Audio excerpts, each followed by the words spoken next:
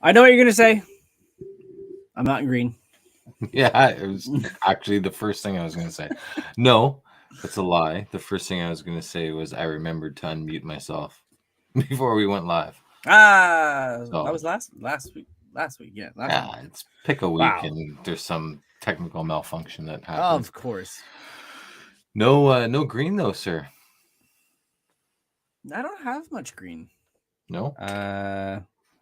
Not for the lack of trying. I just don't happen to have any. I don't know. For some reason, my laptop has decided to just go the fuck nuts on the fan. Hopefully, it's not going to get picked up in the audio. I can't even hear it. Okay, because it just started just before it went up, but I Of course. checked all the vital signs, and I have no idea why it's just decided to give her with the fan. Gave it the old 1-2 across the side just to make sure that it's. Of course, now that I bring it up, it stopped. Okay, good. So that's awesome. Awesome. So, welcome to all the. Thank you, sir. Welcome to all the streamers that are watching. I was saying we should, I'm thinking about standardizing, I guess, the greeting. Standard. Welcome to Open Caller. Yeah. Say our names again. I'm Steve. That makes me Cory. Nice. Episode 102. We know our names. What was it? 102? 102? Yeah, 102. Yeah. I've been using Duolingo. Are you familiar with Duolingo? I am. Yeah. I'm on it's the mobile version of Rosetta Stone. Excuse me. I've heard of Rosetta Stone. I'm not sure what angle they play or take, but there was a time where I think that was the primo learner second language. I want to say, yeah. That's the one you had to park yourself in front of a computer. Whatever, is that what it was? Yeah, I tried it for a bit. It was when the second lockout happened. It was basically you pick your language, you sign in to your account because it keeps track of your progress, and it's just their methodology of training, I guess, of teaching is just repetition. It's like you're dropped in like feet first and go. So you will get like an image or whatnot, and you click a button and it gives you a pronunciation of what that is. And yeah, as you go through the steps, it's repetition, but it's like we know you don't know this language, so we're not going to help you with saying, hey, this is imagine you were in that country. Yeah, exactly. And you have to pick it up. So this is how we're going to teach you how to pick it up. So you're going to see an image, you're going to hear what it is in that language, and that's all you're going to get. And throughout each step, we'll double back. We'll give you something new, and then we'll double back. So it's how babies learn, right? They see something, they hear a word, and then that's how they remember. I would say for some languages that probably would work, but for others there'd be no hope in hell. I mean, I think of French. Like I'm learning French. I've been using Duolingo. I'm 3 days shy of logging in 550 days in a row. And they tally that. But in your scenario, being dropped into French, I feel would be a lot easier to pick it up than say, Latin. Or or English, really. Or I mean, if you're speaking another language in English too, right? Right means this direction. Right means writing. Yeah, exactly. I don't get it. Anyway, yeah. So Duolingo, try it. Then it's the masculine and feminine of it all that I think is what throws people for a loop, right? When it comes to French. Although in 2023, I don't think you can have genders with your words anymore. It's funny. I was asking my neighbors. So where we're situated on the street, 1, 2, 3, 4, and us 5 houses. We're the only English-speaking house, and the other 4 are like first language French. Yeah, so you're like almost basically just thrown to the wolves, right? Yeah. And I actually asked my neighbor, I was like, so with this whole masculine, feminine thing, like, is that going to be, is someone going to get on their soapbox and say, yeah, we need to, not use this as a term of reference. And he was like, I don't think that would be the case. But what he did tell me was that if a word, I don't know if this holds true for every French word, but if a word ends with an E, it's generally a feminine word. Okay. So like rouge, palm, Shah is masculine because it doesn't end with an E. Cheval. Anyway, yeah. So you're telling me there is no masculine apples? None. Feminine as feminine can be. I wonder if that's because it's like food, it's a source of life, right? Helps you live. It's nurturing. The forbidden apple. Yeah, that's why you would think it would be masculine then. Yeah. But maybe it was Eve that ate it and not Adam. So it's her fault. So it's feminine. Yeah. Right? Send your letters too. Yeah. No. We'll talk about Shazam a little later, but there was an apple reference that's in that movie. So you're never gonna see this like movie. The apples in the company. Right. Not apple as in the fruit. No, apple is in the fruit. Oh. Yeah. Reverse what I said. Not the company. No. Definitely not. Is it like, how do you like them apples? Like Good Will Hunting reference? No. Well, I got a number. How do you like applesauce, bitch? Was applesauce, bitch, from Jay and Silent Bob Strike Back, or was that okay? Goodwill 2 hunting season. Goodwill 2, yeah. I don't know if you saw this, but it just broke, so a little bit breaking news to some people who may not be in social. Do we have a sound effect for it? No, I was gonna do it. Well, there. No, I don't. Damn it, Cory. Lance Reddick. Some might know from The Wire. Others more recently might know from Heroes. the John Wick franchise. Passed away today. Oh no. Yeah, he's 60 years old or 60 years young, depending on your. Oh no! How did he pass away? It's saying natural causes. Huh. So I don't know. Is a heart attack a natural cause really nowadays? Stroke, like anything that's like not like illness related? I would not say that that's natural. Natural would be like, in your sleep. That might be it. But I don't know. No, I haven't seen anything other than some sources are saying natural causes. But so Keanu Reeves has made a statement. They said they're dedicating John Wick 4, which comes out next week, in his memory. So was he in the first 3 Wicks? Yeah, he was the hotel manager. Oh, right. See, I've seen the first one. Or something. Yeah. I've seen the first one. And I do remember him in The Wire. We only saw like the first 4 or 5 episodes of season 1, as we do. So you are a fan. But he's the he's like the, not police chief, but like the squad chief, I guess. Okay. In that show. Was he not in Heroes as well? I feel like he was in Heroes.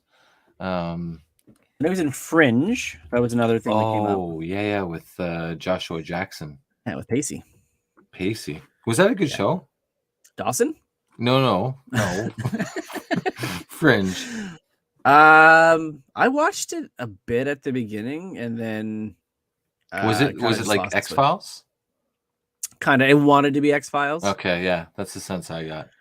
Yeah, but it was more like multiversal timelines type stuff. I think like one of the big reveals, spoilers for those who haven't watched yet, is that like Joshua Jackson's character died, but he got pulled in from like another universe timeline. Okay. His big things were using Oz. Oh, yes. I'm not seeing Heroes, but I'm scrolling up the Wire. No. But he's definitely he has some good credentials under his belt. So that's awful. Just before the release of a movie that he was involved in too. Like it's never a good time to die.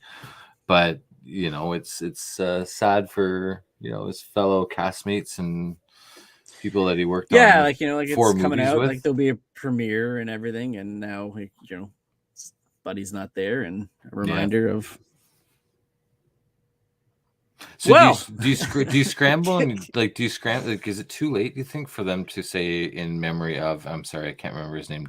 Lance Reddick. Lance Reddick. No, I don't think so. It's just a maybe throw like everything's digital now. Not like you're gonna have like the big, shipping the containers of reels of film anymore. That's true. Yeah, you send over the new MP4, and it's got a little thing at the end now. Quick, we gotta get this floppy disk to the studios.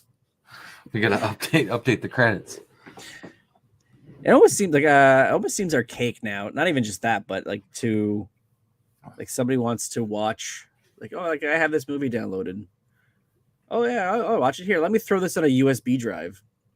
Like it almost seems archaic to me now. You know what's funny is I was texting with a buddy of mine last night, and I can't remember what we were texting about, but he was saying that, I'll throw it on thumbstick for you, and I was like, thumbstick. Exactly. The 90s called and want their terminology back. Thumbstick. I busted his balls, needless to say, for at least 10 minutes. It's why don't I get you? Why don't we just play Oregon Trail on, on an old school computer while we're at it? Just even having a flash drive with this capability on it. That was. Look how old this is. I don't know if I can get on the camera, but look, it's angled. Yeah. It's been used. Oh yeah, and it's a Sony 8 gig. I was gonna say, what is that? 8 megs, 64 megs, but it's 8 gigs. I don't have my other one. I had one we were using just to throw some pictures on when we were getting developed. Again, archaic. But it's like a 528 meg. That's the thing with those thumb drives is that you end up with like a shoebox full of them. Yes. And you don't know what's on it. You don't know if it works. They're all various sizes. Yeah, and that's true. Like the attachment piece is always bent up or bent down. It's never straight. Nope, not anymore. It's like we're jamming it into the computer with no finesse. Just get in always there. Got some stupid company you never heard of. Like this one, I just in my drawer here is like Viking Sives Limited. Oh yeah. They went from being functional and serving a purpose to, hey, I'm in a golf tournament and this is in your loot bag. Yeah, everybody can use a flash drive, right? Everybody gets a flash drive. And now it's like I think having big multi-terabyte hard drives is almost not obsolete, but you think people's like, I'll just throw it in. Like I pay Google for X terabytes a month, right? Everything's in the cloud. Yeah, I don't know. Anything tangible now seems like it's a thing of the past. Twice now I've tried to use a terabyte hard drive, external hard drive, and both times it's died on me or it's broken down and I can't access what I'd saved on there. It's like, my God, is it just me? No, I have it's in my desk here. I can't reach. It's covered in a whole bunch of other stuff. I think it's a 4 or 5. This is gigs back then. That's how long I've had it. But you get it. I was able to put stuff on it to a point. I think maybe half the capacity was used, and then it would just stop working. Yeah, I backed mine up for maybe, I don't know, 3 times. And then it just stopped working. It's like, okay, great. Wipe it, works fine. But then the cloud, listen, I'm all for advancements in technology.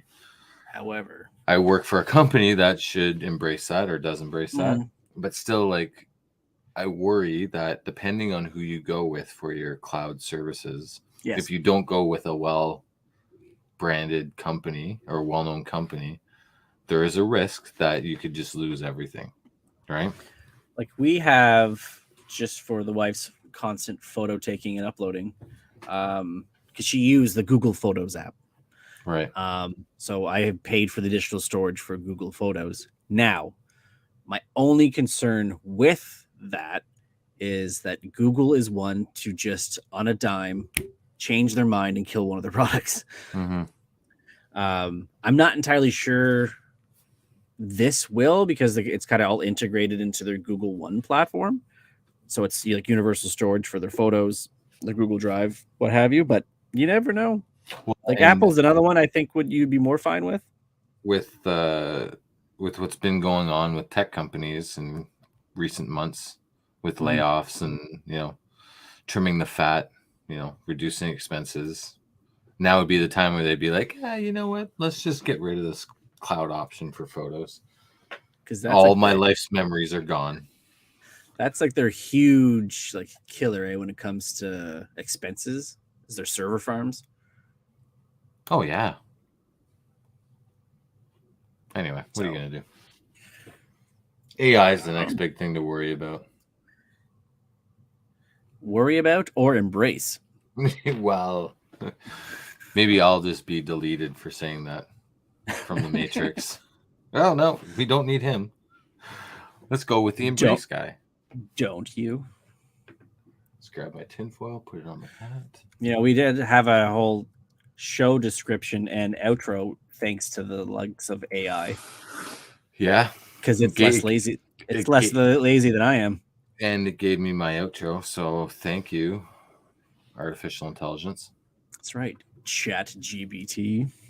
One thing I didn't talk about last week, we could have. Now, for our live stream viewers who can see this picture, and for the listeners on Spotify, our proud web host of our show, or even Apple, wherever you get your aggregator downloads from. Aggregation. This is a picture of Marc Guggenheim. Now, for those, oh my god, he just looks like a regular guy. He's changed.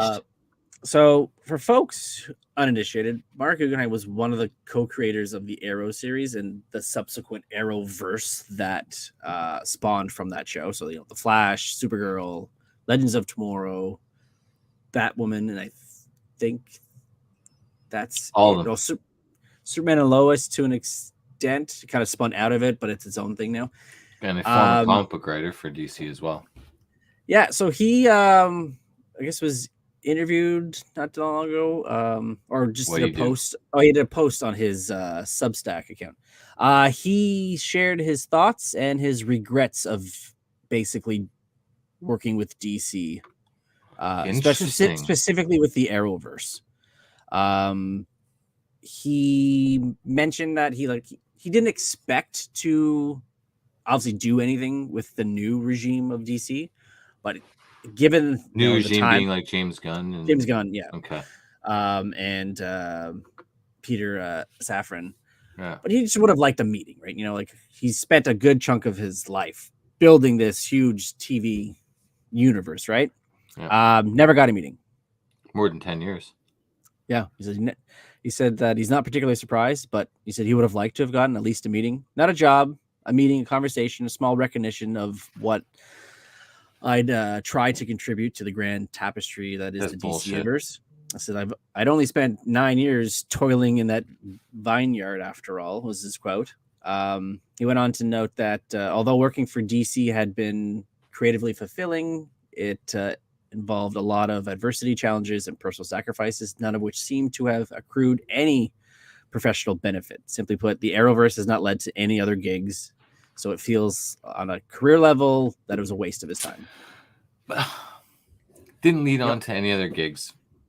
Okay, I can meet you halfway for that statement, but I would argue that they went on a very good stretch of show property after property after property, which he was involved in each of them, if not most of them.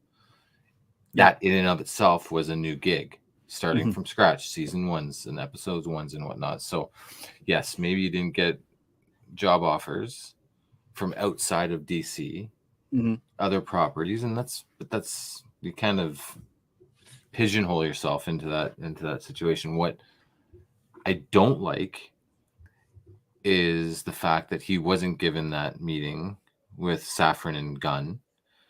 I do think that's a slap in the face, because if you holistically look at DC's properties over the last 10, 15 years, the only, excluding comics, the only successful element of that was the Arrowverse.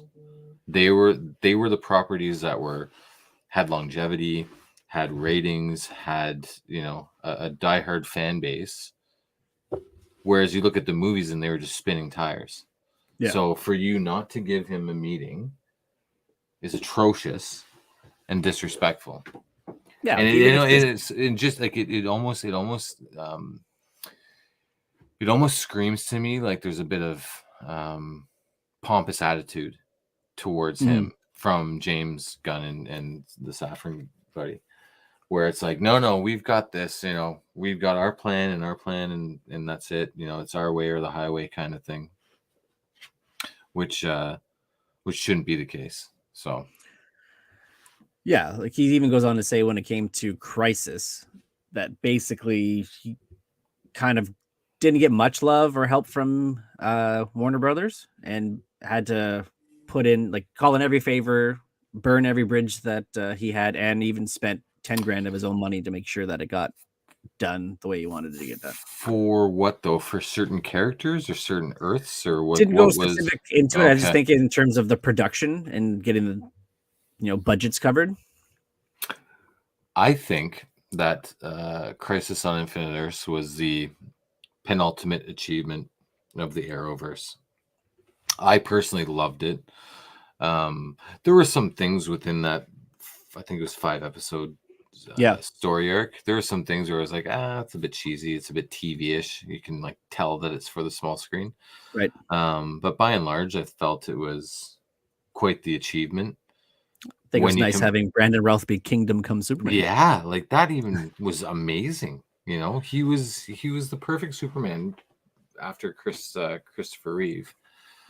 And he just fit the mold of Kingdom Come Soups, you know. Even like the old Flash from the 90s TV show, and he came and he went on the treadmill. Like John Wesley Bishop.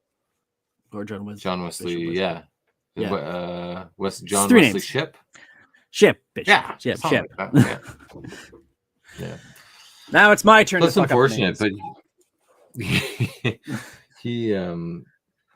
he's definitely done his dues. He's cut his teeth and at least getting to the point where he should have a meeting, or he should have kicks at the can. Like, you come in and just say we're going another way, but congrats on all the work you did. We really appreciate it. Like, you know, he took some characters that some people didn't even know about or remember and elevate them a little bit enough to put them in the zeitgeist enough for people to go, oh yeah, I heard of that.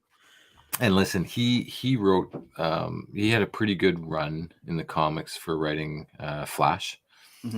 And with the shit show that the movie, the, you know, post-production, pre-production, everything with that movie, the shit show that it's been, he probably could have been a good sounding board for consultation on perhaps this is something that you might want to consider or something you might want to avoid. Yeah, from a properties perspective, maybe not so much like pre-production, but because you know, Gunn and Safran only came on recently, but yeah. Sticking with DC, apparently there's one person, big name person, who has seen The Flash. Okay, this came out today, and apparently absolutely loved it. Kevin Smith. Oh, not that small, bigger. One Mr. Tom Cruise. Why does he look so old in that picture? Because he's old now. I'm crazy. Whoa, too far. He had a private screening, and he apparently loved the movie. Okay. Okay. A couple questions. Like, Tom Cruise is a big movie buff. Like, he loves movies, so he could be an instance where he doesn't dislike anything. He can just say, "Hey, I saw it, loved it, boom." Like, we saw him sitting in a theater during like the height of the pandemic watching Tenet, and he said it was amazing. Why him?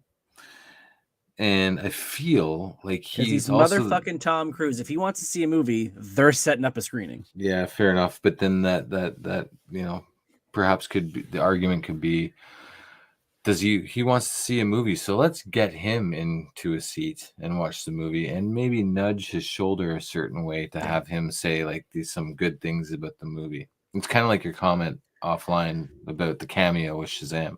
Oh, which we'll then talk about. Yeah, which we will later.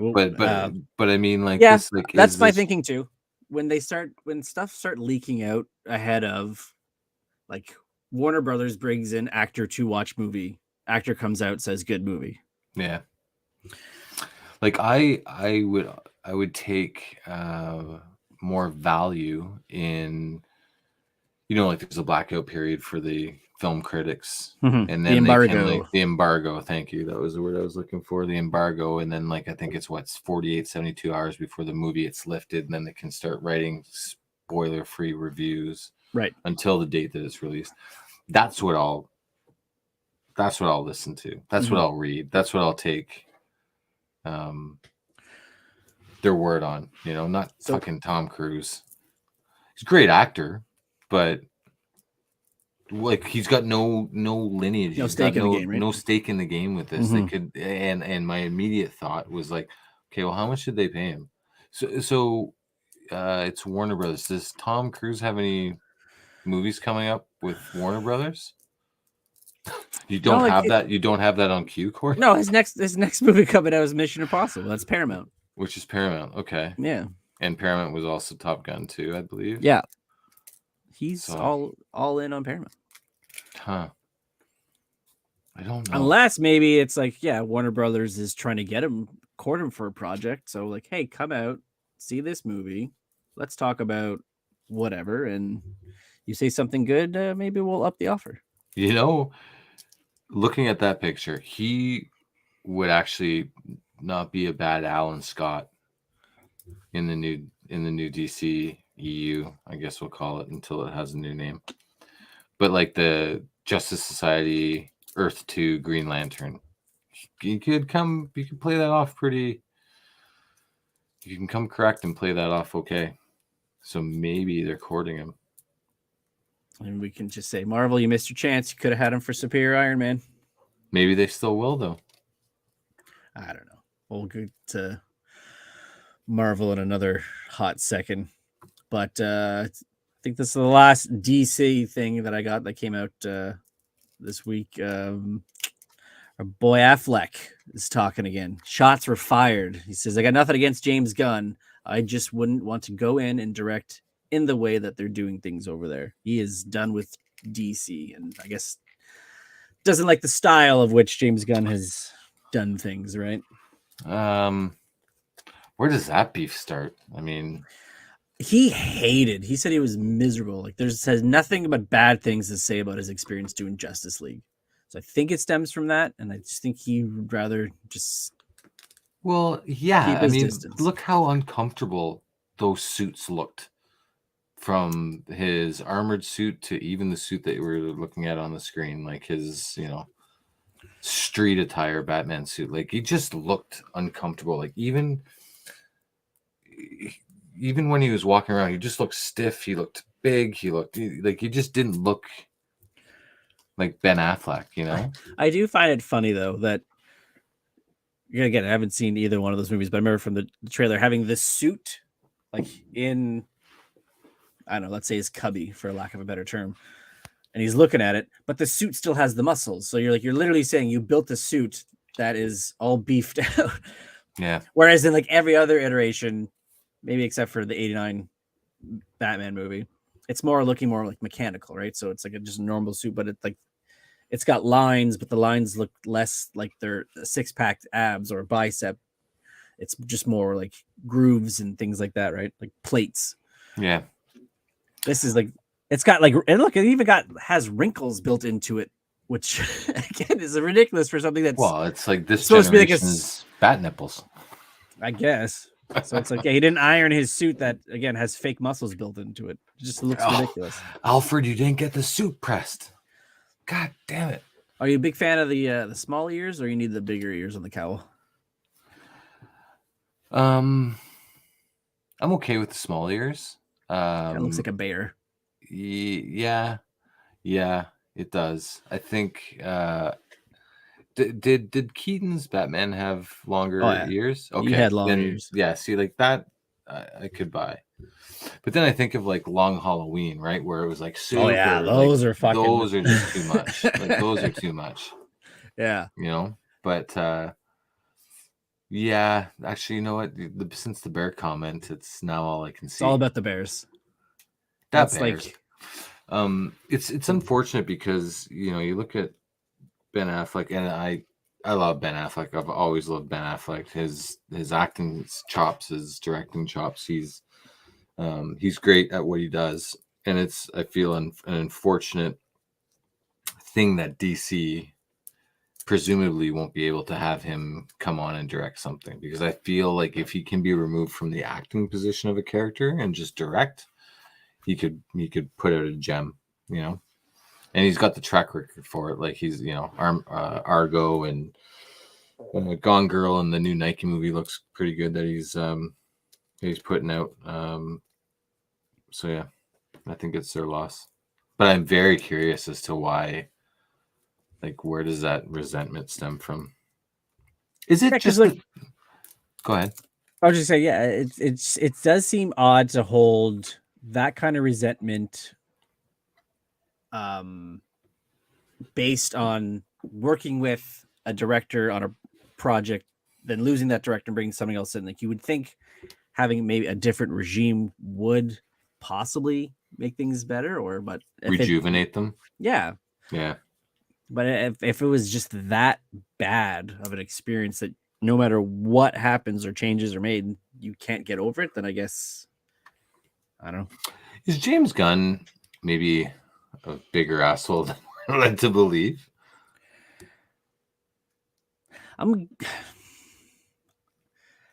It's hard to say, because like how much everybody came out in defense of him after those he was quote unquote canceled for Marvel those years back. Right.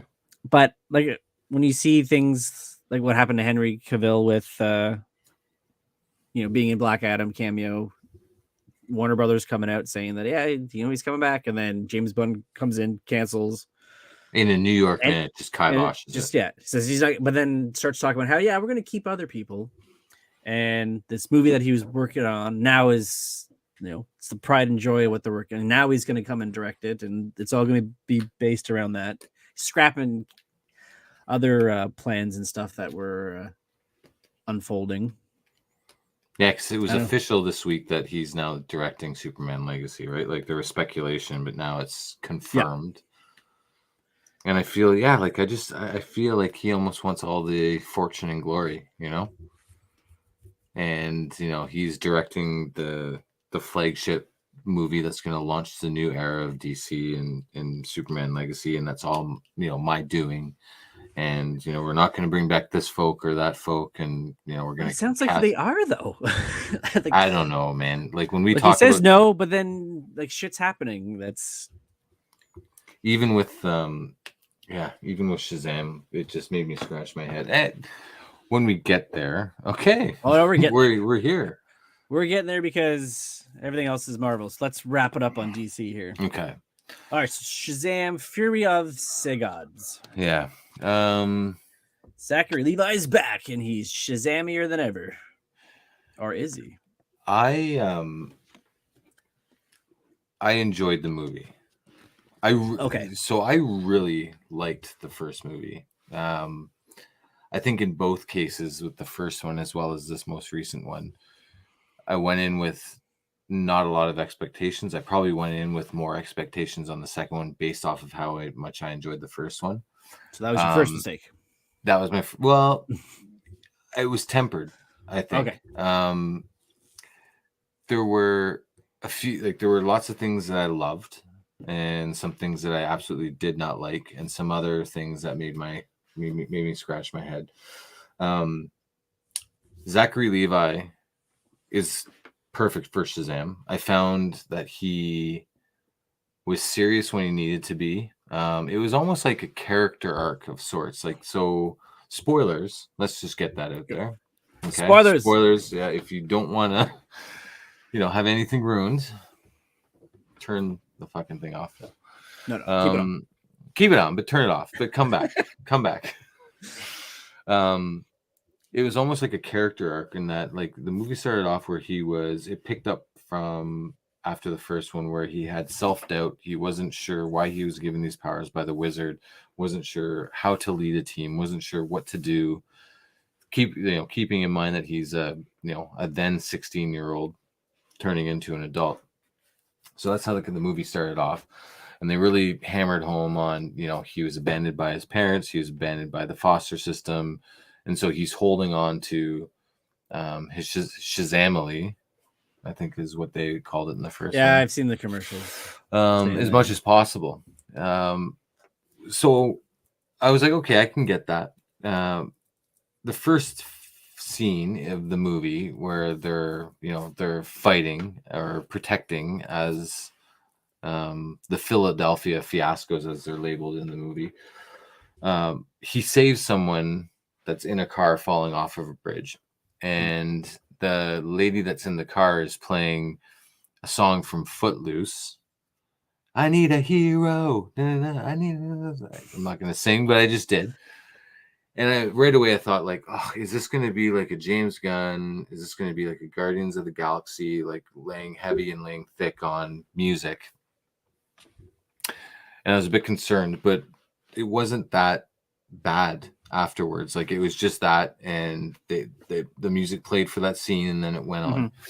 They pulled a lot of, I think they pulled a lot of lore from Jeff Johns' run of Shazam, where it really played on the family aspect and the wizard's lair, and like going into different doors and different realms, and each realm had its own unique thing. So they really played on that. The Sisters of Atlas, who were the main antagonists, were okay. Helen Mirren was good. I can't remember the others that were. I don't know their names in real life, but they're okay. But I had a problem with them. So in the second act, Helen Mirren's talking about how this is very much personal. Like the way that the movie works is that the wizard stole the powers of the gods and put them into the staff, and then he had selected the champion of Earth's realm, which is Shazam, which is Billy Batson, and bestowed the powers upon him. So they are coming back to claim it, and the Daughters of Atlas are the Daughters of Atlas, and they were able to come back to this realm. And so in the second act, she's telling Shazam that she takes it, very personal, and uses the analogy that if someone broke into your house and stole your money and ran off, you would go after them. But then if that thief dropped the money and the neighbor picked it up, it would be personal, because if the neighbor didn't want to give it back to you, then... So she outlined it pretty good. But then in the third act, she played the MacGuffin, and I'm kind of all over the map here. Like, I didn't write anything down. I'm just kind of going off of... In the third act, she played the part of a MacGuffin where Billy needed her help because earlier in the movie, she had created this dome over Philadelphia where no one can get in or out. And he needed her help to shrink the dome for him to defeat her sister, not Hespera, but another one. And she only did that because she was backstabbed by her sister. I'm not going to get into why she was backstabbed, but it was very, like, it was a MacGuffin of any MacGuffin, right? Like, it's just a convenient, plot device to move the story forward. So that was kind of one thing that I didn't really enjoy. I also noticed as well that, and I've been thinking about this a lot after coming home from the movie yesterday, in that there are so many properties that have families. There's the Bat family, there's the Flash family, there's the Iron Man family, there's the Spider-Man family, there's the Shazam family. Like, there's a Superman family, and everyone has a family, and not just in the movies, but in the comics as well. And it got me thinking, like, at what point, like, it would just be nice to have a single person, and just have a story about that and not be about the family. Well, I think that's why some people prefer these Batman movies without Robin, because once you get into Robin, then there's Batgirl, then there's Red Hood, there's so many. Tim Drake, every version of yeah.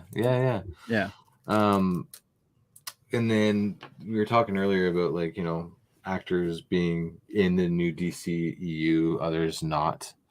There were 2 end credit scenes, and the first one. Oh, you didn't go with the cameo. The cameo. So the cameo was, which we know because it's in commercials on TV before the movie came out. Which I said it's probably because they want to get people to go. I got my ass in that seat in the theater without knowing who it was, which was surprising. Well, we also went the day that it opened, so I was able to dodge that bullet, which I was very happy about. I even told you that they were doing it, and you still didn't find out. I still didn't find out. But there's a scene where he's having a dream as Billy, and he's having dinner with Wonder Woman, but you never see her face. You just see her from her back, or when the Peacemaker move. Yeah, and then it turns out that it was the wizard that was trying to communicate him. So then he took on her face, and in that scene, I was like, okay, well, it's got to be Wonder Woman that has this cameo. Like, it's got to be her, because he's just they're hammering home the fact that Billy has a crush on Wonder Woman and will do anything to join the Justice League and wants to go on a date with her and yada yada yada. So when it actually did happen, it wasn't like, oh my god, it was just okay, I saw that coming. But then it also led into the fact it's like, what is going on with DC? In that, does Wonder Woman have a part to play in the future where the 3rd movie in her trilogy was apparently kiboshed? Who's the director? I can't remember. Patty Jenkins. Patty Jenkins. Her movie was kiboshed. But then she shows up in this, and then also the end credit scenes. There were 2. The mid scene was pretty cool. The second one after the credits was a waste of time. I could have gone to the bathroom a lot sooner. And the first one was, I never saw the Peacemaker, but there's a girl and the guy that's in Peacemaker, and he's a bit overweight, a bit portly. Stephen Agee. That's right. And I guess is the girl and the blonde girl. Yeah, it's James Gunn's wife. Oh, is that his wife? Yeah. Yeah. Interesting. Okay. Nepotism. So they go and meet with nepotism at its finest. So they go and meet with Billy, and they ask him to join the Justice Society because Waller had sent, and here's Waller again, Waller. Everybody wants Waller. Everybody wants Waller.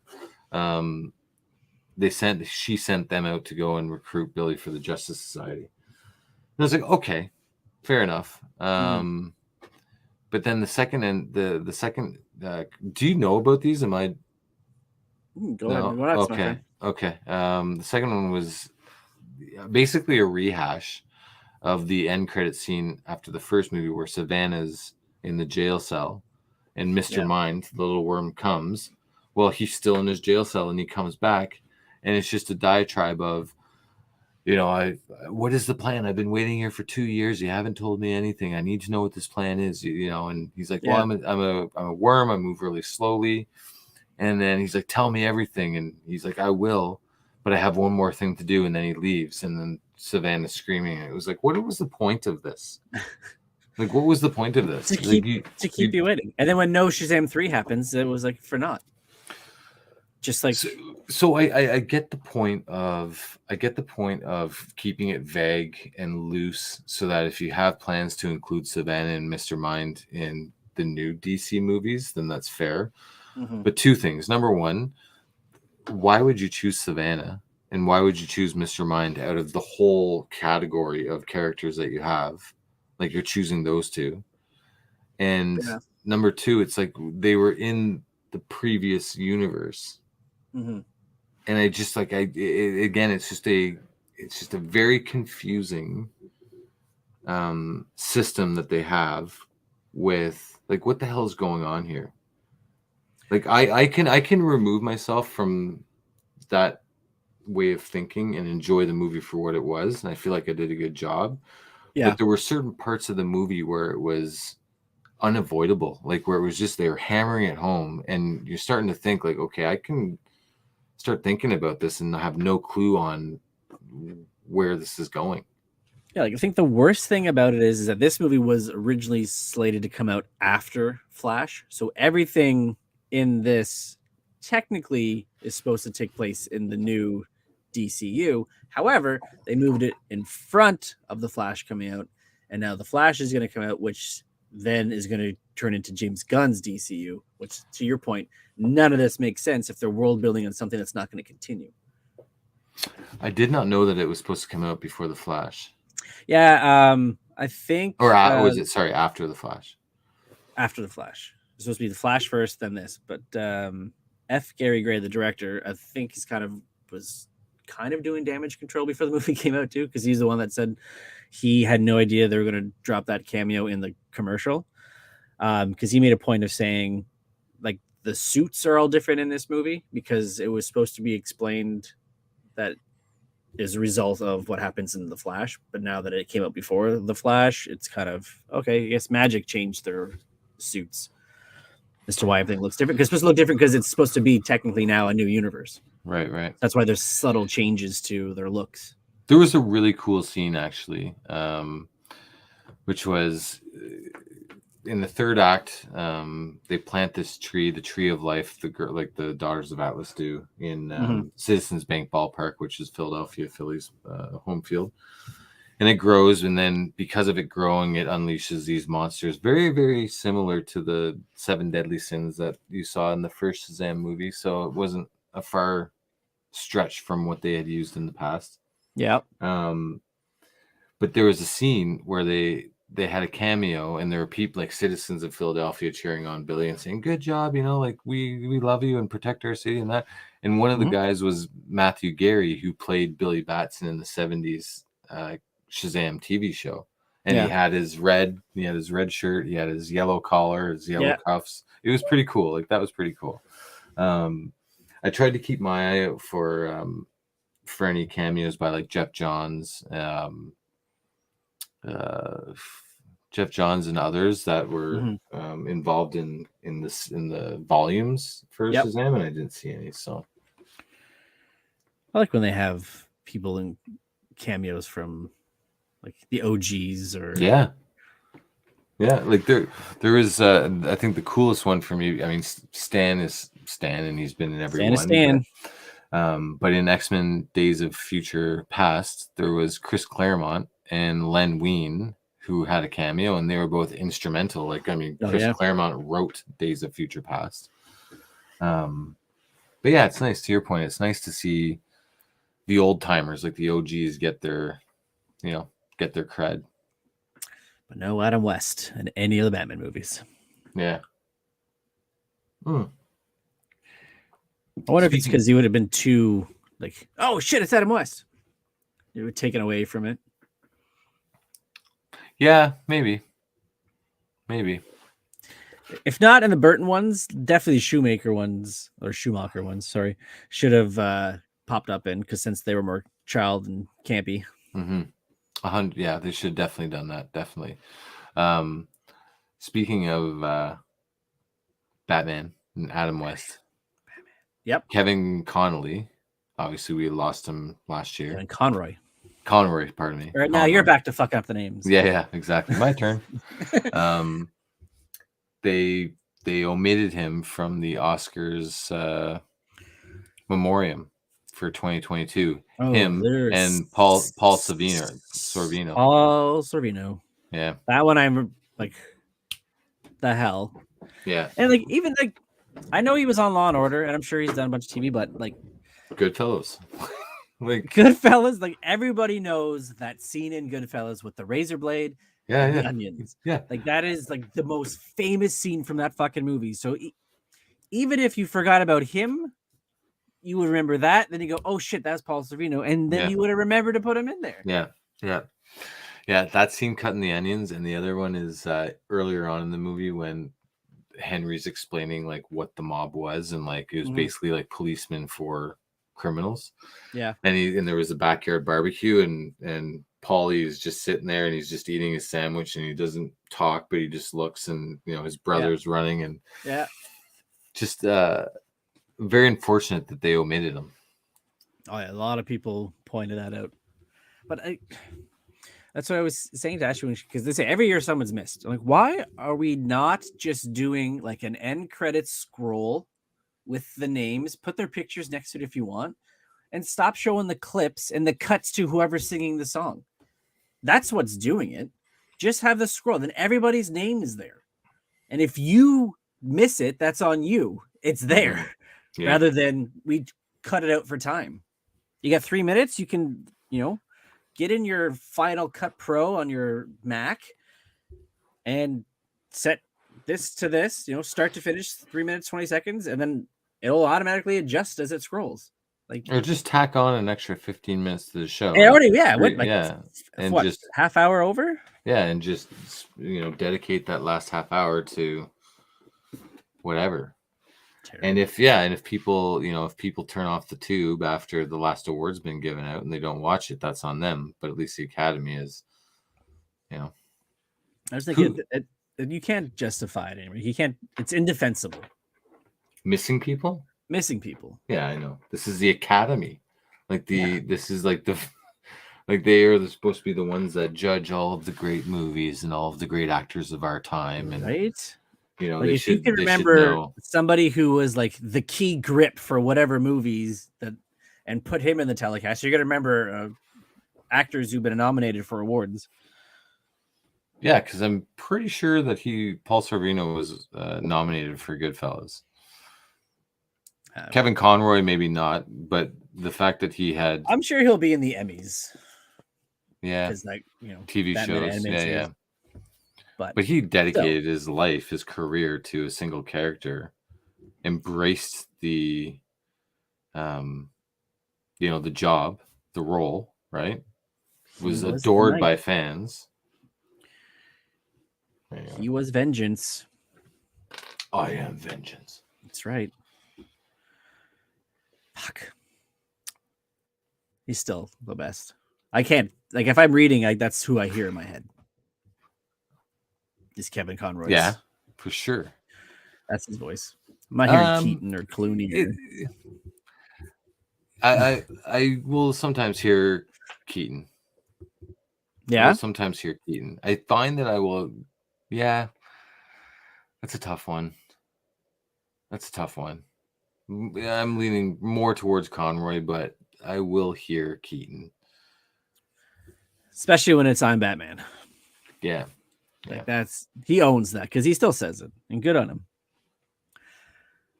My biggest gripe with that movie is that Batman's not a recluse, Bruce Wayne's not a recluse. He's not like gothic and emo who hides. Well, sorry, which movie? Burton's 89. Oh, yeah. That he was just kind of like almost goofy and dim-witted. Hiding in his house, yeah. Like that's not Bruce Wayne. That's not Batman.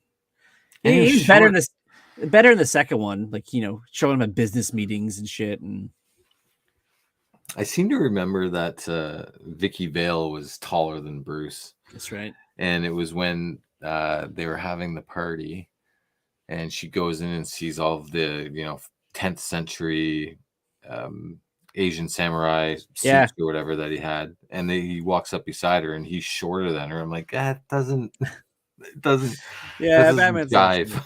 Doesn't jive. I forgot about it. Yeah. Yeah, and he's looking up. He's like this. He's like, this is 14th century. Yeah. Yeah, I think even fucking Knox was taller too. And yeah, I think he was. Yeah, and I didn't know Batman wore stilettos, but hey, yeah, maybe he did. So you gotta get Tom Cruise in the DCU and then put him against Keaton. They're both both short. They'll look tall standing next to each other. Are we going to talk about Mortal Kombat? Sure. Well, did you have that queued up? Yes, but there was one more thing I want to talk to you about, which sure. We'll take your little usual commercial break, because then I will pick your brain about something else. I got claws. I can use them. Who said that? Mutants must rule. Did he say that? Optic blast fire. They all said that. They They all talk. Introducing Marvel Talking Superheroes and X-Men. Is mine. You make sounds, too. 3 separate voice sound activators let you control what they say. Die, Spider-Man. And do. I want to eat your brain. Spider sense tingling. Marvel Talking Superheroes and X-Men. Each sold separately from Toy Biz. You can get away with a toy saying, I want to die, Spider-Man. I want to eat your brains. It's 1994. That absolutely warmed my heart. I had all those Toy Bizes. I had them all. Yeah, it was so good. So good. Actually no, I didn't have them all. The only one I didn't have was Magneto, but I had Hulk, I had Wolverine, I had Spider-Man, I had Venom. Nice. Yeah, Hulk was the one that I didn't have. Yeah, did you make it out and find any more No. of these gems? No, I went yesterday to the Dollarama. Yeah. And for those that are listening to the audio version of the podcast, Corey was showing the 3.75 retro Marvel Legends figures from Hasbro. That's right. Or Kenner, as the lead you believe. But they are heavily discounted. Were they $4.50? Were they? Well, they're the full 5 at Dollarama. Oh no!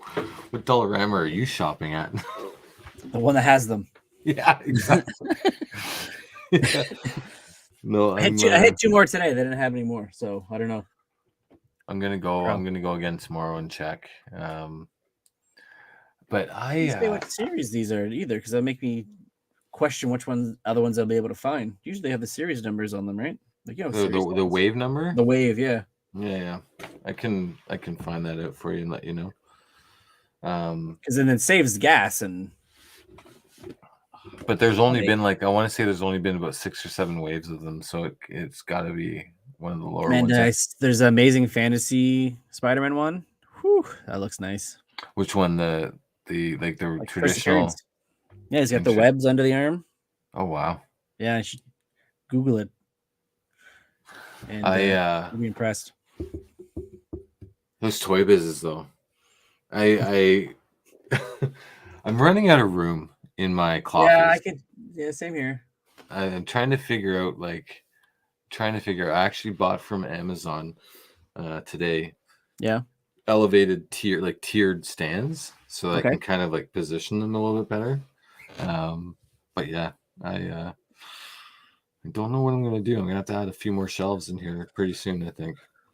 Okay, so we'll do a quick little Marvel catch up and then be Mortal Kombat. So I don't know if you saw this, but word around the biz is there is a very good chance you're gonna hear an announcement in the not too distant future that almost every project from Marvel Studios has been delayed. They said recent posting, I guess, for all the Disney Plus series that had dates of when they're coming out have all been changed to coming soon. Now, they think this all has to do with what we talked about last week with Bob Iger's comments about, quality over quantity. Yeah. So a lot of stuff might be pushed back or scrapped. But Iger already, when he made that announcement, had already outlined the series that were going to be delayed. Mm-hmm. Or that were going to be canceled. Everything has went from spring or summer or fall to everything's coming soon. And I think Secret Wars was not Secret Wars, Invasion, which was supposed to come out within the next couple months, does not have a release date now. Oh man, I was looking forward to that. I was thinking about that one yesterday as well. Now, I first read the article. It was talking about the Disney Plus projects, but I saw another one today that's implying that even the films could be delayed. What is? You know what? It's Ant-Man fucking killed it all. I'm telling you, it's got to be the fact that we hear, rumblings that, the CGI companies are saying that Marvel's very hard to work with. I believe it. And maybe Marvel's having a hard time finding a company that will work with them for that aspect of the film. Where, because I would imagine it's a very tight knit community. The CGI companies are companies that do offer that as a service, where they just talk with one another like, oh yeah, you don't want to work with them, this is what you'll come to expect, and this is what they'll demand, and this is what they'll pay, or whatever the case might be. And this will be the short turnaround that you get. And like this is the only leverage that they have to say fuck you, and I find it funny. Like they own Lucasfilm, and Lucasfilm owns ILM. Why is it just not going through them? They keep hiring all these other FX studios to do other work. But yeah, I've heard like there's been some people who flat out said they obviously didn't give their names but they said working with Marvel broke them to the point where they just quit the industry. Period. Like that story that you just brought up makes me think about something that Kevin Feige said earlier this week, and that he expects to see the MCU last just as long as the comic books have, lasting 80 years, and he anticipates that the MCU will go on for that amount of time through all the properties, and talking about reboots and how Marvel has done reboots of their own and refreshed their characters when continuity became too much. And he feels that the MCU can do just the same thing. And this is not a good track record for that, because like phases, I know we've talked about this till we're blue in the face. Yeah. But phases 4 and 5, so far anyway, are not delivering on what 28 films previously delivered on, is what it boils down to. And the fact that they're setting themselves up with delaying, which I think it's just they're buying time to cancel these properties. It is what it's telling me. Like it's just like, when I saw a promo photo online, and I don't know if it was fan made, but a few days ago it was the Moon Knight season 2, where it was Moon Knight and his girlfriend in the show, I can't remember, but then in the background was Ramat Tut, and he was going to be involved in that. So if it's real, then it's like, well, it's only a matter of time till this gets delayed. Yeah. Yeah, have they actually even officially announced a season 2? That's why I think it might be fan fiction. But yeah, I've seen some rumors saying that Kang is going to be involved in season 2 of Moon Knight. I'm like, okay, well, he's already was in season 1 of Loki. Now he's going to be in season 2 of Loki. So Loki, else. There's so it's every property. So it's Loki 2. Everything. Oh my god. Rumored, but. The article I was reading too said you're probably not going to hear anything else about this, because if you're going to say everything's delayed, you have D23 coming up, you have Comic-Con coming up, like you have all these places you're going to be wanting to show shit. So, or people are going to be asking you about it. Yeah, exactly. So it could just be a situation of it's just going to be rumor mill until. So let me ask July you, comes around. With these, what seems like repetitive announcements of shows being delayed or canceled or rejigged. I'm talking about just about the TV shows. Yes. Is it making the movies that are having the theatrical releases feel almost pointless? Because of the delay with the TV. And I know that they've said before, which we've called out and others have called out, like, in no way, shape, or form do you have to watch the TV series and the movies in order to have the cohesive story, which is not the case, and we've said this before. But with the constant announcements of, release dates being shifted, properties being canceled, properties being delayed indefinitely, I'm thinking of Guardians of the Galaxy Volume 3 that's coming out, and I'm thinking to myself, like, is there a point to seeing this movie now? Like, is there a point for, because I'm not seeing any progression. I haven't seen any progression in 3 years, and you can only use COVID as an excuse for so long, which I think we're past that now. Yeah, like there's been no progression, been no like cohesion to any of this, it seems, as well. Everything, which in like the grand scheme of things, I think you kind of want these stories to be able to be told separately.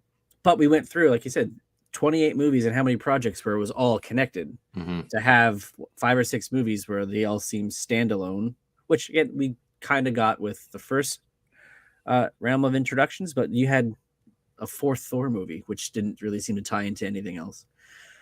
Like right now, to me, it seems like what we're going to get with Guardians is wrapping up that story with those characters and nothing else. So that's Like, you want to go see their swan song? Okay, but yeah, I don't think there's anything outside of a post-credit scene that's going to move it forward, if at all, because we still haven't had anything tie into the Shang-Chi first post-credit scene with the No. beacon. Yeah. And that was what, almost 3 years ago. And you know, if they've outlined that, you know, phase 5 will be the Kang Dynasty, Avengers Kang Dynasty, and phase 6 will be 1 and 2 of Secret Wars. You don't have a lot of runway to build it up. Like, if you think about the first few phases, it was 10 years for them to go from, you know, the Avengers Initiative in Nick Fury saying it in 2008 to 2018 Endgame happening. 10 years. And you are being overly ambitious to say, we're not going to just have one major event. We're going to have two. And that second one, we're going to break into 2 films. Yet, every time we say that we're going to push the story forward, cancellations, delays, you know, prequels, like it's just like it kind of just, the light went off just now as we're talking about this and thinking, like, is there a point for me to see Guardians of the Galaxy Volume 3? Because like I just don't know. I don't know. And High Evolutionary, I think, is a very cool character, one that I've read many stories on, so I would go to see it just for that. But I don't know. Is it worth it?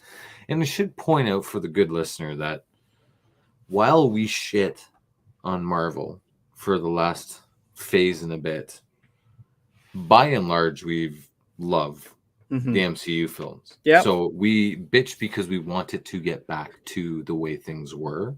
It's fun, and they're spinning tires in their mud right now. Yeah, to this point, like before we got into the Black Widow of it all in phase 4, it was really, you fought over which was the worst of not horrible movies, like Incredible Hulk or Dark World.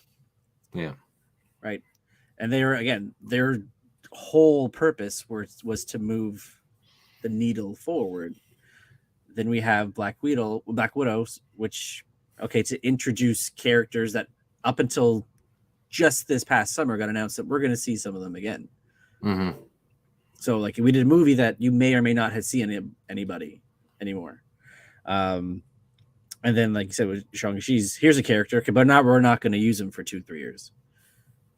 And then one of his setups we're not going to call back to, and his other post-credit scene is to set up another storyline, which, again, they have not even remotely touched or announced or anything moving on.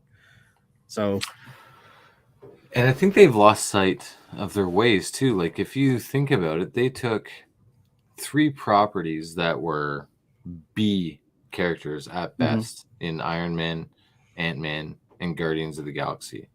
Yeah. And they were able to successfully, whether you like the movie or not, they were able to make a trilogy out of each of those sets of characters. Yeah.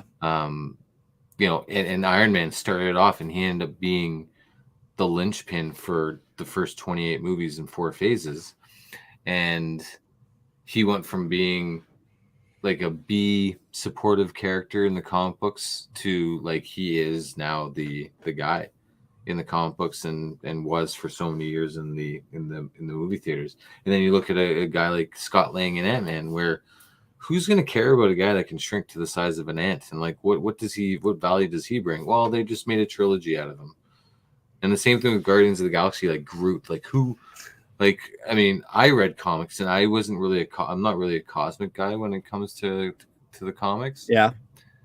But, you know, the fact that they were able to take a character and make Joe Blow off the street love him so much so that he, you know, has all these toys and spin-offs, and they've tailored the second movie to him. They need to get back to that point. They need to get back to caring about the characters and caring about, you know, their stories and caring about their, you know, story arcs and whatnot. I wonder if it was like a scramble. Like RDJ said he was done, and they're like, "What do we do?" No, but they like. I don't believe that because he like his. I think I want to say his initial contract for being Iron Man ran out, and then they were able to renew him for an additional like 3 or 4 movies or whatever, and it was probably maybe 3 movies. So they knew that they were on borrowed time when they renewed him for his contract the first time. So at that point, like, you need to start planning, which is why I think they had hoped that Doctor Strange would have been, Benedict Cumberbatch would have been that guy to take over that role as like the guy in the MCU, the leader of the MCU. I guess they rushed to the madness too quickly. Oh, let's watch this trailer. Okay, so yeah, you want to talk about the Mortal Kombat reboot? It was amazing. Hold on, let's review because it's been a while. First learned about this 7 years ago. On a mission in Brazil, captured a wanted fugitive. It's a lot of ice. This is like too soon. Too soon with this winter we've been having. This audio could have been, it shouldn't have started off with this audio because that was terrible. But it was awesome. There's one scene. That was one Dialogue scene. aside. It's a birthmark. What do you mean? He was born with it. It's not a birthmark, Cole. It means you've been chosen. Cultures all over the world reference a great tournament of champions. That dragon marking? I think it's an invitation to fight for The Elder from Bullet Train. Amazing. That's right. Mortal Kombat. And I want to say this came out like at the height of COVID. I'm Liu Kang. Means just. Kung Lao. The fate of Earth is in our hands. No matter how many of my people we put in the ground, we cannot fail. Kill them.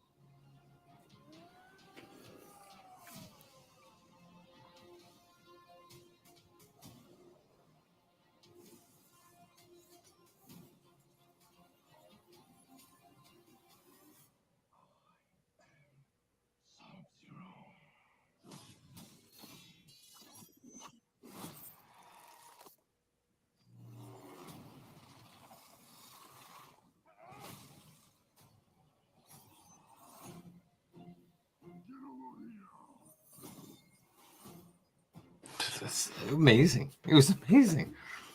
You know, for someone who controls ice,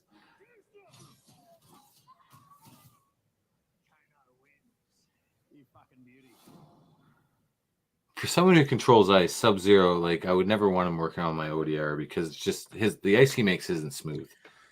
It's always rigid. It's pretty rough, yeah. So, Oliver is working towards his black belt, and so we've been talking. He's less than a year away from getting his black belt and doing tournaments and whatnot. And we've just been talking a lot more lately about karate. And so I was like, I think he might be at the age where we can watch Bloodsport. And so I was searching online, and surprisingly, Bloodsport isn't available anywhere, which, kind of blows my mind and is a bit upsetting. And we came across Mortal Kombat, and I was like, yeah, okay, let's watch that. Went in with zero, like literally zero expectations. It was amazing. Like, it was mindless fun that just gave you very cool fight scenes, gave you different, locations of where the fights happened. Sure, the story was a bit like whatever, but you're not watching this kind of movie for the story. You're watching it for skeleton of the story, but really just for the fighting and just for the powers and whatnot. I loved how there were a lot of the characters that I remember from playing the video game, and it's been a long time. Like Kung Lao was one of my favorite. Kung Lao and Raiden were two of my favorite characters when I was playing that game, and they were both in the movie. But then they had like some of the newer ones, and Reptile, and then the girl from Shang Tsung's. She had like the teeth or whatever. I can't remember her name. Jax and Sonya Blade, Kano. Speaking of Sonya Blade, like that first, the exposition that was terrible. Like that was just, even when we were watching the movie and she's like, I've been searching this for years, and then it's like, okay, like just very. Let's go again. Let's try it one more time. It's a MacGuffin to just explain, just to move the story forward, and that's fine. I would say because of Kano, who I thought was pretty cool. On the earmuff scale for Kano, because of Kano, was like close to 10. I did not realize the swearing would be as bad as it was. And every like couple minutes I'm watching with Oliver, and I'm just like, ooh, like, can we get him off the screen? Can we get him, off the screen and focus on someone else? And sure, there were some parts that were very very quick. Jax got beaten the hell up by the bad guy with the axe. No, the bad guy with the axe, like the bigger brute. And then when his Arcana formed and he turned from like just the skeletal arms to like the full like cyborg arms, he went back and fought him and beat him in like 2 seconds. So there were some fight scenes that were like, it's a bit quick, But a question that I have is, first of all, how familiar are you with the game? Like, have you played it recently? Have you? No, I haven't played it since I was a kid. Because one of the things I was wondering was like the Arcana, like you have to discover your inner Arcana, which is your inner gift. Was that a part of the game lore, or was that just for the movie? I feel like it might just be for the movie, but honestly, I feel because like the latter games tend to have more single player story modes. Yeah, that it's more likely it's probably part of the lore. Wasn't the one that we grew up with, but it's probably more a recent thing.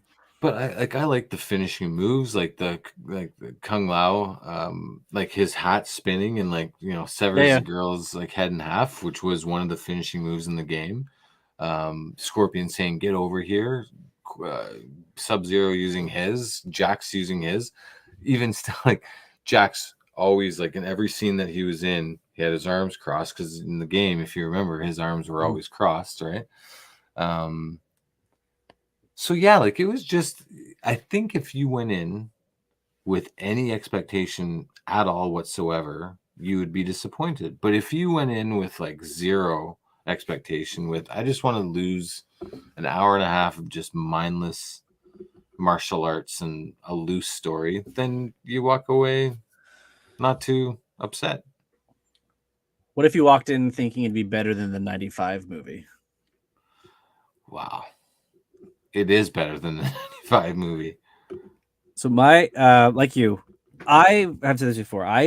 If I watch something that's PG-13 and I see them, or I should say feel that the writers were writing dialogue and the natural way of speech would result in you probably cursing and like, well, we can't use these words, so they think of something else. That drives me nuts. The next thing that drives me nuts is swearing for no reason. Yes. So when the like you're saying, like it was at like to the point where it's like, okay, whoever wrote this just either wrote different dialogue and searched and replaced whatever word he had with fuck. Yeah. That's probably what happened. Yeah. I'm there with you for sure. But the movie was called Mortal Kombat. It's Mortal Kombat is a tournament. There was no tournament in this movie. No. So like it's mortal, it's combat, it's not Mortal Kombat. There was fighting, but the whole like they talk about an ancient tournament that they don't ever go to. Yeah, that was probably the one thing for me too. Like I got maybe halfway through the movie and I was like, okay, there's still time for this tournament, Yeah. but they're really like they're really like dragging it on. We need to get to this. We need to If get it to was this called outer Mortal world. Kombat Part 1, like a Lord of the Rings type thing, where it's the journey to the tournament, and number 2 is going to be, but a number 2 doesn't look like it's ever going to come. But I feel like it almost fits. Like I get what you're saying. Like I completely agree. Like as a purist of the property, Mm-hmm. the way that it should be is that you are in this tournament, like this formal tournament, to fight for Earth or to fight for the outer world or whatnot. So I get that. But for the sake of this movie, it was a different kind of tournament where they were being invaded. Like they were just impromptu locations where they were fighting because bad guys were being bad guys and not being honorable, and they were trying to circumvent the rules, and they were one win away from mastering Earth's realm. They were gonna pull like they were gonna cheat where they could and like try and pull wins out where they felt they could. Yes, you've just described like an 80s sports movie where they're doing everything, like the team that wins every year is doing all they can to get the underdogs to like miss the game or like or get their star player removed from the game. Is he in the jurisdiction for this hockey? That's right. Or? The boundaries go around here. That's where your house is. Where the district lines were switched a couple years ago. That's right. Pop a collar. To your point, like it would have been cool to. The 95 movie, like they spend little time explaining what's going on. It's just there's this tournament. All right, and then it started. Yeah. I again, maybe I don't know if it was just I was just in awe of the characters that I forgot about. I hear in you. The movies. Like I thought that was cool. I feel like there isn't going to be a sequel, so it kind of sucks that Johnny Cage wasn't in it because they ended the movie with they're searching for more people. Yeah. And Johnny Cage's poster was the last image that we saw before it rolled to credits. But we started watching, like we started the movie early enough where I was like, okay, so now we've watched this, Oliver. Let's watch, the 95 one. And we got maybe 10 minutes, and he's like, this is not good. I'm like, no, that's why it's so good. That's why it's so good. This is all we had. Like, if you think about it, back then, the movie matched the visual effects that a video game would have provided, right? So, like, that's not the Scorpion that we remember. Scorpion didn't look like that. That's the OG look of the Scorpion is in this movie. Yeah. The 95 is the video game like rebranding of Sub-Zero and Scorpion. I liked the Scorpion in the new one. I thought it was really he looked cool. Yeah. And it's different. Just like the choreography I thought was pretty. No, the fight scenes were good. I think that's what saved it. I think if they were like shitty fight scenes with no thought or no effort put into it, then you would have lost me, I feel. But I think it just boiled down to like three things: zero expectations, characters that I haven't seen or thought of in years, and quality fight scenes for the most part. Everything else was afforded the right to like me kind of like, okay, I can let that, I can buy that, or I can let that pass. Is it a movie that I'll watch like, every other year? Probably not. Is it a movie that I'll watch like every 5 years? Like, oh yeah, let's put this on, or it's on TV. Then I will, then I will. Would I have paid to go see it in the theater? Knowing what I know, probably not. No, that's why I was glad it was one of those HBO Max drop at home watch ones. Oh yeah, it didn't even make it to theater. That's right. I think it was played in some markets, but everywhere else it was like simultaneous release. Honestly, I think it came out in like the height of lockdown. Yeah, it was 2021, April 2021. Yeah. So like we thought things were getting better, then it didn't. then Mortal Kombat came, and it's like, okay, well, here we go. Yeah, that's one thing like I've noticed now. You get an appreciation for real life choreographed fights versus the CG shit that we seem to be Love getting it. shoveled in. I love That's it. why the And John Wick. That's why the John Wick movies are so good. what did Time they and say? effort was spent. I saw somewhere that they're saying that John Wick 4 is going to be like a marvel at the cinematography and the fights and the scenes and whatnot. Yeah, Like it's someone going to said be I've heard something it's to, like a love letter to action movies because of like the fighting and the choreography. and that's and like stuff. that's a bold Mhm. statement. No, Like, for that's a sure. bold statement. Hype bar is set now. So do you think that I need to see the second and third one in order to see Yes. the fourth one? Okay. I do. It's because the second and one for sure is world building, and the third one just builds on top of that. Is it streaming? Yeah. On It what? should be. Let's get the old Google machine going.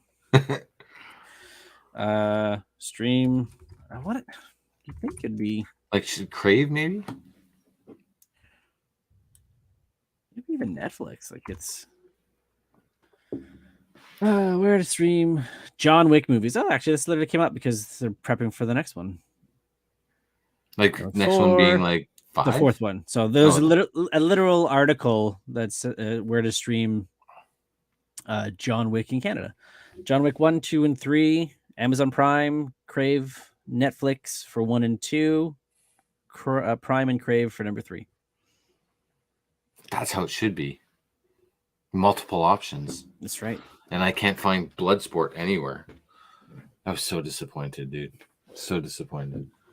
I felt Oliver was at that age, like he would have loved the whole tournament. He has a tournament coming up in 2 weeks from now, and so Yeah. I felt like watching the Bloodsport one probably would have been,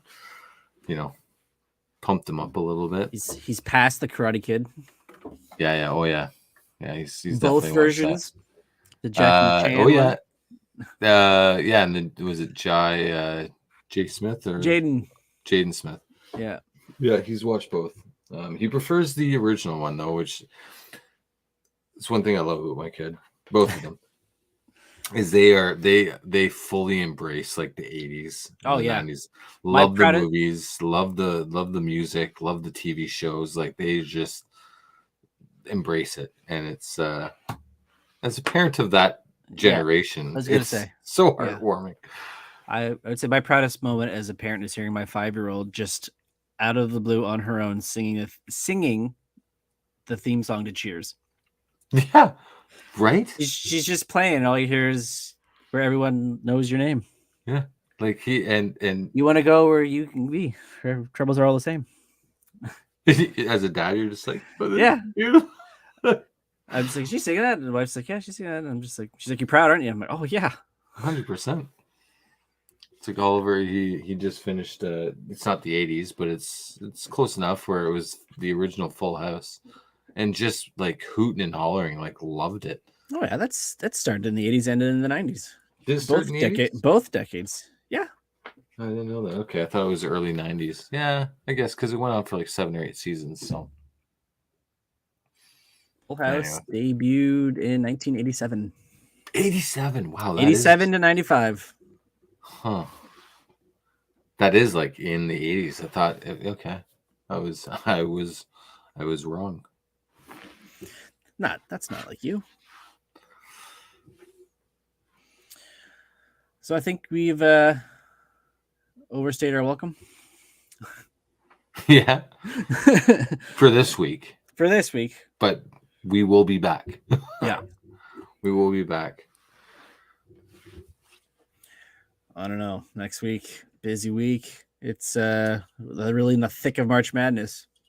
Are you into March Madness? No. What about World Baseball Classic? Have you been watching that?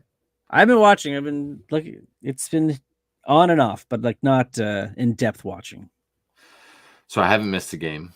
Okay. And I will say that Canada has a great national team, but they have 3 years to get their shit in order when it comes to pitching.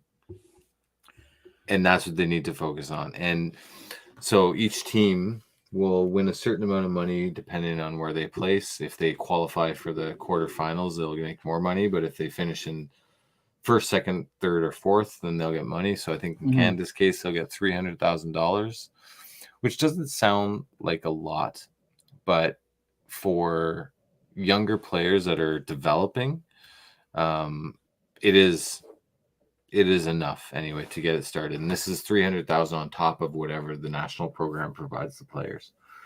And I don't know how much that is, but if they can shore up their pitching by 2026, I'm not going to say they'll be on the level of the States or Dominican Republic or Puerto Rico or Venezuela even, but they will be competitive because they were in it this year. They were 100% in it. But their pitching couldn't get them out of an inning if their life's dependent on it. So Life's baseball. A game of pitches. Life's a game of pitches. It's true. See, That's my thinking. I like that. Follow us socially on Facebook, Twitter, Instagram, and YouTube. That's right. At Open Collar Pod. Now, I would be remiss to say as well that if you are watching the video feed, thank you very much. Provide us questions, comments, feedback's great. I would also ask, or we would also ask, that you hit the like button, you subscribe. Same thing for whatever podcast aggregator you're using. If it's Spotify, if it's aggregator, which is the best one, but Spotify, Apple, whatever aggregator you're using, subscribe and like us and leave a comment. It helps us help you. In the words of Jerry Maguire. We need like wrap-up music, TV show. 100%. Just go 80s. Like that's what we should do. This is our new outro music. But then we gotta stop talking soon it's over. But we're still here. No, but it's fine. It's trial and error, right? We are testing. That's right. We're testing for the public. So keep it geeky. There you go. Right. Where's your hashtag? I don't have one. Oh my God, you were on me for so long. Yeah, I'm getting one. I have the button to go. Oh yeah. Keep it geeky though.